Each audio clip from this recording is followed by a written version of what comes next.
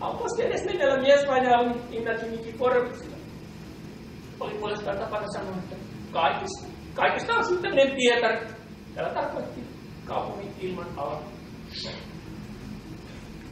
Jos Petrussa, isäsemme, olisi aikoinaan älynyt asettua oikeauskoisen Konstantinopoliin, eikä kännipäissään erehtynyt tänne Jumalan selän taakse, Zutnien Rames-suolle, niin olisivatpa nyt maailmankirjat aivan eri mallissa. Niin. Nuoruudessa oli ollut Katariina mukana Ukrainassa Krimiä valloittamassa. Tulevassa